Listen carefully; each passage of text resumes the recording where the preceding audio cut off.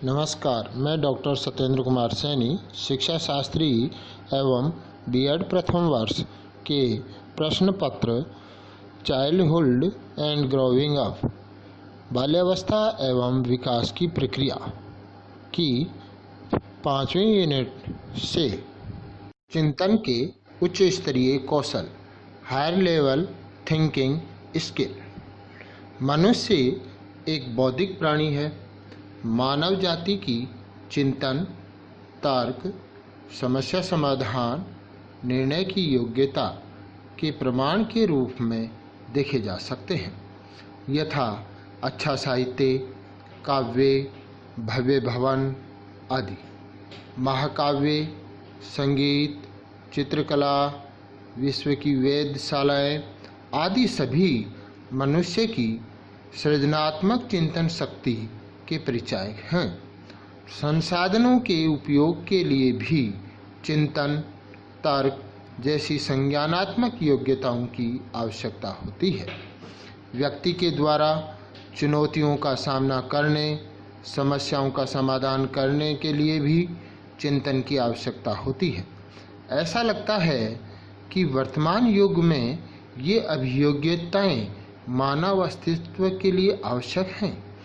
चिंतन और तर्क जैसी संज्ञानात्मक योग्यताएं व्यक्ति के सार्थक जीवन के लिए एवं समाज के कल्याण व प्रगति हेतु महत्वपूर्ण साधन कहे जाते। चिंतन के उच्च स्तरीय जो कौशल हैं, उनके ऊपर चर्चा करने से पूर्व आज हम पहले देखते हैं कि चिंतन क्या है।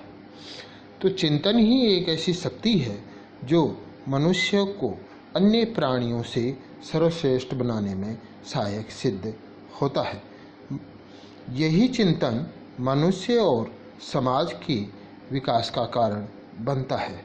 शिक्षा के द्वारा मनुष्य की चिंतन शक्ति को विकसित किए जाने का प्रयास किया जाता रहा है।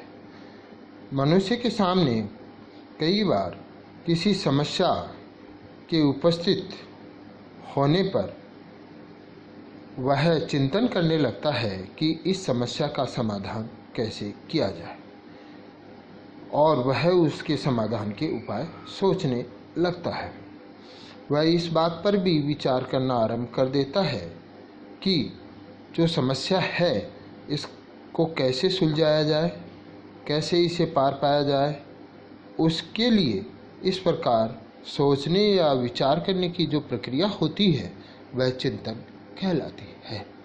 इसे हम दूसरे शब्दों में कह सकते हैं कि चिंतन विचार करने की वह मानसिक प्रक्रिया है जो किसी समस्या के कारण आरंभ होती है और उसके अंत तक चलती रहती है। अब हम देखते हैं मनोवैज्ञानिकों के विचार चिंतन के बारे में। रॉस महोदय कहते हैं कि चिंतन ज्ञानात्मक पक्ष की एक मानसिक क्रिया है। वैलेंटाइन कहते हैं कि चिंतन शब्द का प्रयोग क्रिया के लिए किया जाता है जिसमें श्रृंखलाबद्ध विचार किसी लक्ष्य या उद्देश्य की ओर अविराम गति से प्रभावित होते हैं। यानी ये कहना ये चाहते हैं कि जितने भी विचार उस समस्या के समाधान से संबंधित हैं वो क्रमबद्ध रूप में होते हैं और लक्ष्य को केंद्रित करके होते हैं, और जब तक सफलता नहीं मिलती है तब तक व्यक्ति चिंतनशील रहता है, यानी उस पर विचार मनन करता रहता है।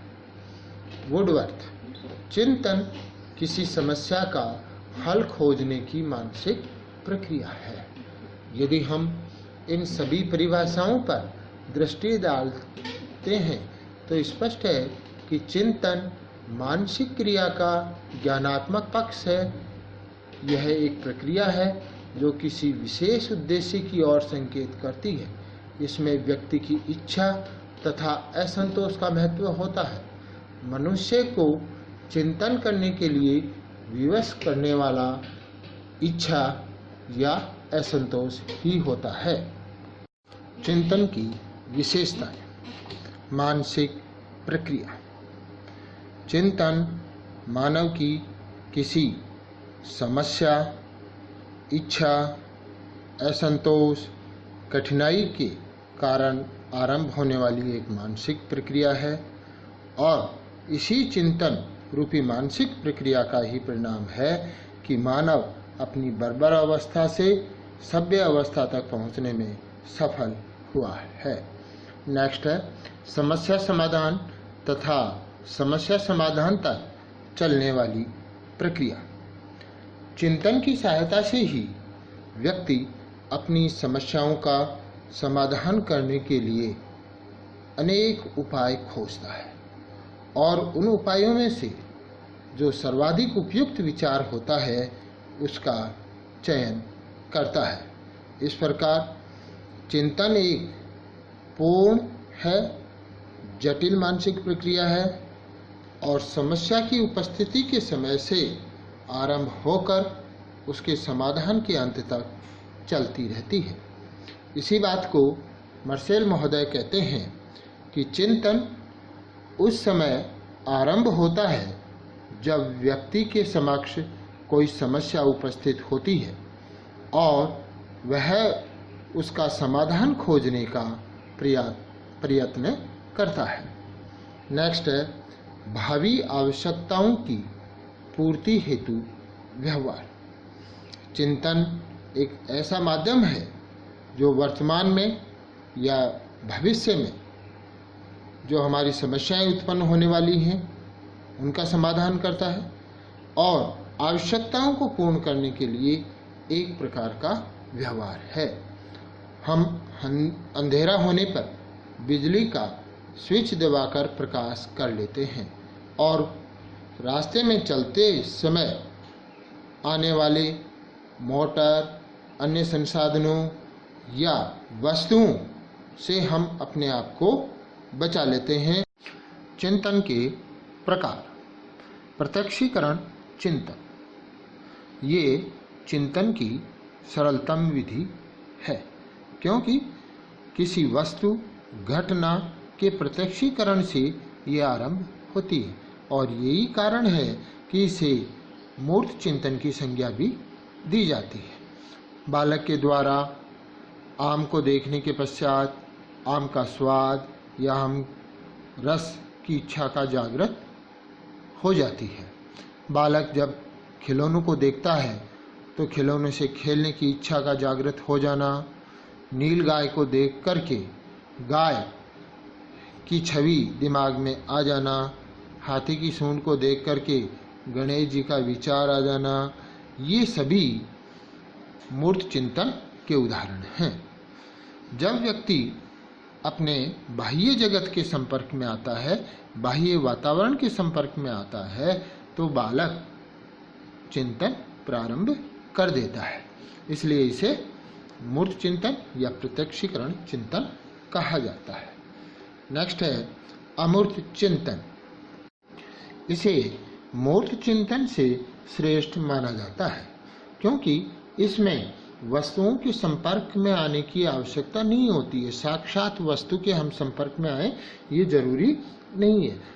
किन्हीं प्रतीक चिन्हों, शब्दों, वाक्यों आदि के आधार पर चिंतन को इस वर्ग में सम्मिलित किया जाता है। जैसे सायरन की आवाज़ सुनकर के किसी दुर्घटना के बारे में विचार करना, लाल रंग के क्रॉस को देख करके प्राथमिक सहायता व रेड क्रॉस संस्था के बारे में सोचना प्रारंभ कर देना। इसी प्रकार के और बहुत सारे उदाहरण हमें देखने को मिलते हैं। सृजनात्मक चिंतन। इस चिंतन का उद्देश्य नवीनता का सृजन करना होता है। इस चिंतन में नए संबंधों व साहचर्यों का वर्णन करते हुए घटनाओं, वस्तुओं एवं परिस्थितियों का विश्लेषण करता है। सृजनशील व्यक्ति है जो पूर्व में स्थापित नियमों से प्रतिबंध नहीं होते हैं, अपितु वो स्वयं के नवीन नियमों या सिद्धांतों का निर्माण करते हैं। ये व्यक्ति प्रायः समस्याओं का निर्माण करते हैं, उनका समाधान खोजते हैं और समाधान खोजने के बाद वो सुझाव या उनका हल प्रस्तुत करते हैं। साहचर्यात्मक चिंतन अर्थात अनिर्देशित चिंतन। समस्या समाधान की प्रक्रिया में निर्देशित चिंतन होता है, परंतु कई बार ऐसे अवसर आते हैं जहाँ पर कोई निर्देश नहीं होता। दिवा स्वप्न, मन तरंग, कई प्रकार की अनियंत्रित गतिविधियाँ अनिर्देशित चिंतन के उदाहरण हैं, किंतु ये गतिविधियाँ व्यक्ति के से पलायन संबंधित व्यवहार को प्रदर्शित करती है। मनोविज्ञान के क्षेत्र में इस प्रकार के चिंतन को साहचर्यात्मक चिंतन कहा जाता है। व्यक्ति चिंतन में अपने ही संसार में विचरण करता रहता है। दिवा स्वप्न, मन तरंग ये सकारात्मक और नकारात्मक परिणाम देने वाले होते हैं। इनके माध्यम से हम अपनी दबी हुई इच्छाओं को इच्छित रूप से चिंतन करके संतुष्ट करते रहते हैं, परंतु कई बार इनके द्वारा हम अपने कर्तव्यों से बचने का प्रयास करते हैं और अपनी जो शक्ति है, ऊर्जा है, उसका नाश कर देते हैं अर्थात व्यर्थ कर देते हैं। किंतु इसका एक सकारात्मक पहलू भी है। इसके द्वारा ही संज्ञानात्मक व सृजनात्मक योग्यताओं के विकास के अवसरों के साथ साथ समस्या समाधान का व्यवहार का जन्म होता है और जीवन की कठिन समस्याओं से एवं व्यक्ति के स्वयं के आंतरिक तनाव, आक्रामक व्यवहार आदि इन सभी से कुछ समय के लिए साहचर्यात्मक चिंतन के कारण अर्थात अनिर्देशित चिंतन के कारण मुक्ति मिल जाती है, ऐसा देखा जाता है। चिंतन के साधन, इनमें प्रथम है प्रतिबिंब। व्यक्तियों, दृश्यों, व्यक्तिगत अनुभवों, वस्तुओं, प्रतिमाएं की मानसिक तस्वीरें हैं जिन्हें अनुभव किया जा सकता है। ये मानसिक प्रतिमाएं वास्तविक क्रियाओं, वास्तविक अनुभवों, वास्तविक वस्तुओं के प्रतीक होते हैं।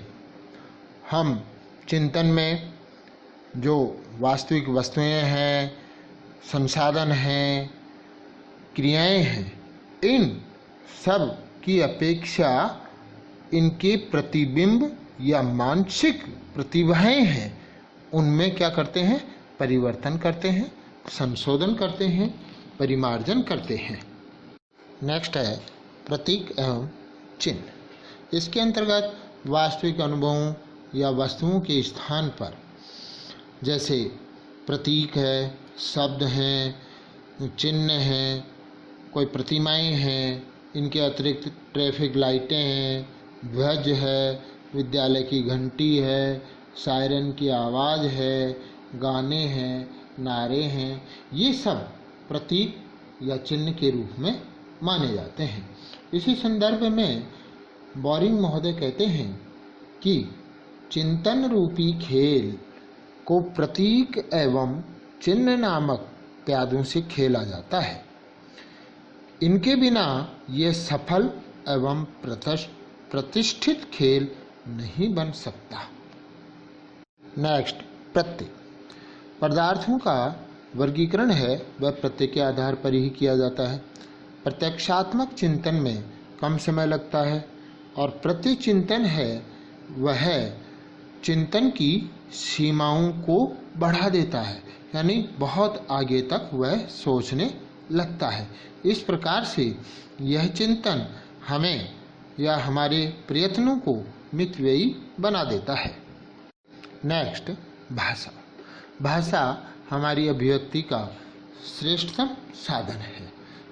इसके अंतर्गत व्यक्ति अपनी अनुभूतियों को, विचारों को अभिव्यक्त करता है और अनेक नारे, महापुरुषों के भाषण, प्रलेख, साहित्य आदि को पढ़ने से चिंतन की प्रक्रिया को उत्तेजना मिलती है, बल मिलता है। मांसपेशियों की क्रियाएं। जब हम किसी शब्द या वाक्य के बारे में सोचते हैं तो हल्की सी गति होती है। ये गति क्या करती है? चिंतन की प्रक्रिया में बढ़ावा देती है। चिंतन की प्रक्रिया मांसपेशियों में तनाव होता है और चिंतन की प्रक्रिया में संलग्नता के साथ साथ मांसपेशियों में तनाव बढ़ता जाता है। यानी जैसे जैसे चिंतन प्रक्रिया बढ़ती है वैसे वैसे मांसपेशियों में तनाव बढ़ता हुआ चला जाता है और जैसे जैसे चिंतन प्रक्रिया धीरे होती है वैसे वैसे मांसपेशियों का तनाव कम होता जाता है। जैसे उदाहरण के रूप में हम किसी जोशीले भाषण या लेख के बारे में चिंतन करने लगते हैं, वो हमारी स्मृति में आ जाता है और हम उसके बारे में चिंतन करने लगते हैं। तो उस चिंतन के दौरान ही उस जोशीले भाषण के कारण से हमारे शरीर में स्फूर्ति आ जाती है। ये क्या है? मांसपेशियों की क्रियाएं हैं। नेक्स्ट है चिंतन। चिंतन है मस्तिष्क से जुड़ा हुआ है। मस्तिष्क के अभाव में ज्ञानेंद्रियों के अनुभव असंभव है। मस्तिष्क है जो ज्ञानेंद्रियों की जितनी भी संवेदनाएं हैं उनको ग्रहण करके उनके अर्थ को ग्रहण करने में हमारी मदद करता है। मस्तिष्क ही मानसिक जो प्रतीक चिन्ह हैं, प्रतिमाओं का हमारे मस्तिष्क में संग्रह है, उनको पुनः व्यवस्थित करता है और प्रयोग करने के कार्य करता है। चिंतन की जो प्रक्रिया है मस्तिष्क की गतिविधियों का परिणाम माना जाता है। अब हम देखते हैं चिंतन को प्रभावित करने वाले कारक। बुद्धि। बुद्धि है जो मानसिक प्रक्रियाओं के लिए एक आवश्यक तत्व माना जाता रहा है। उच्च बुद्धि वाले व्यक्ति कुशलतापूर्वक अपनी समस्याओं का समाधान कर लेते हैं और जो निम्न बुद्धि वाले हैं वो अत्यधिक चिंतन नहीं कर सकते, अनेक उपाय नहीं खोज सकते, इस कारण से वो अपनी समस्याओं का हल नहीं कर पाते हैं। नेक्स्ट, अभिप्रेरणा। जितनी अधिक प्रभावपूर्ण अभिप्रेरणा होगी उतना ही चिंतन की प्रक्रिया को बल मिलता है। बिना अभिप्रेरणा के चिंतन संभव नहीं है। नेक्स्ट, ध्यान तथा रुचि। जिन विषयों में हमारी रुचि होती है उन विषयों पर हम अधिक ध्यान देते हैं और ध्यान केंद्रित करते हैं। चिंतन की प्रक्रिया जब भी संभव है जब हमारा विषय पर ध्यान केंद्रित हो, और ध्यान कब केंद्रित होगा? जब हमारी विषय में रुचि होगी। नेक्स्ट है संवेग। चिंतन की प्रक्रिया है वो संवेगों से अत्यधिक प्रभावित होती है। कुछ व्यक्ति अत्यधिक संवेग वाले होते हैं, जो तीव्र संवेग होते हैं, कुछ मंद संवेग होते हैं। तो इस कारण से चिंतन है वो संवेग मुक्त स्थिति में ही अत्यधिक अच्छा हो पाता है। संवेग चिंतन की प्रक्रिया में बाधा उत्पन्न करते हैं। यदि संवेग अत्यधिक होंगे तो चिंतन प्रक्रिया प्रभावित हो जाती है, व्यक्ति उसी ओर अत्यधिक चिंतन करने लग जाता है। भाषा। भाषा, चिन्हों और प्रतीकों के अभाव में चिंतन नहीं हो सकता। इन्हें आवश्यक साधनों इन आवश्यक साधनों को हमें पहले व्यक्ति में विकसित करना होगा, तभी उसकी चिंतन प्रक्रिया अच्छी प्रकार चल पाएगी। नेक्स्ट है समाज से संपर्क। चिंतन की प्रक्रिया का समाज से सीधा संबंध होता है, अर्थात बाह्य जगत से सीधा संबंध होता है। बाह्य जगत में जो वस्तुएं, व्यक्ति, घटनाओं के संपर्क में आने से चिंतन प्रक्रिया का जन्म होता है। चिंतन के विषय में समस्याएं, समस्याओं के स्वरूप, विभिन्न समूहों के व्यक्तिगत विचारों ने प्रभावित किया है। हम जितना अधिक समाज के संपर्क में आएंगे उतना ही अधिक हमारा चिंतन व्यापक होता जाएगा, विस्तृत होता हुआ चला जाएगा, हमारे विचार गहनता पूर्ण होते हुए चले जाएंगे। नेक्स्ट, जिज्ञासा। जैसे ही हम किसी वस्तु या क्रिया के संपर्क में आते हैं उसके बारे में जानने का प्रयास करते हैं। तो जैसे ही प्रयास करने लगते हैं चिंतन की प्रक्रिया प्रारंभ हो जाती है। जितना अधिक हम जिज्ञासु होंगे उतने ही अधिक हम उस वस्तु या क्रिया विधि के बारे में चिंतन करेंगे और जानने का प्रयास करेंगे। इसलिए जिज्ञासु प्रवृत्ति का होना आवश्यक है।